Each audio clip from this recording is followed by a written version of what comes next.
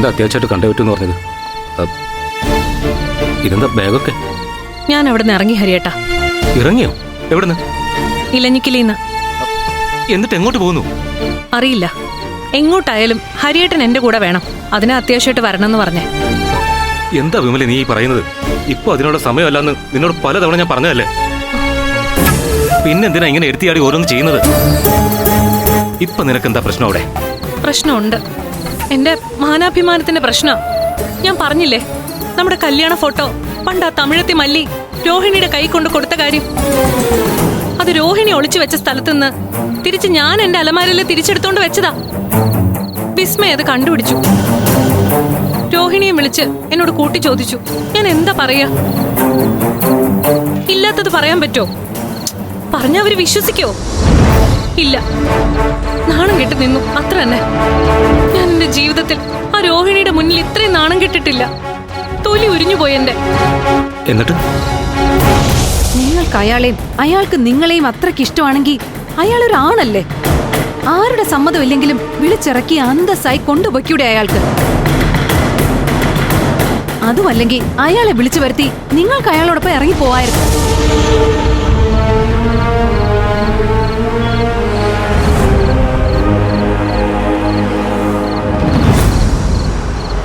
വിസ്മയുടെ വാക്കുകൾ കേട്ട് ഹരിയേട്ടൻ വിഷമിക്കണ്ട. അവള് എന്നെ പേഴ്സണലായിട്ട് പറഞ്ഞതാണെന്നും കരുതണ്ട. അവളുടെ സ്ഥാനത്ത് ഞാനായാലും അത് തന്നെയാ പറയാ. തെറ്റ് നമ്മുടെ ഭാഗത്തല്ലേ? എന്താ അങ്ങനല്ലേ? വിസ്മയ പറഞ്ഞതും പാടിയതും വിട്. ഇപ്പൊ എന്താ നിന്റെ ഉദ്ദേശം? ആദ്യം അത് പറ. അതിപ്പോ അവള് പറഞ്ഞതുപോലെ 3 ദിവസത്തിനുള്ളിൽ ഞാൻ വേറെ എന്ത് ചെയ്യാനാ?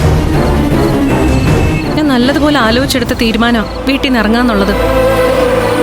അതല്ലാതെ വേറെ എന്റെ മുന്നിൽ ഒരു വഴിയില്ല. എന്ത് വഴിയില്ലാന്ന്? എന്റെ പൊന്നു വിമലെ, എന്നെ കാണണമെന്ന് പറഞ്ഞ നീ വിളിച്ചപ്പോഴെങ്കിലും നിനക്ക് ഈ കാര്യങ്ങളൊന്ന് സൂചിപ്പിക്കാമായിരുന്നു.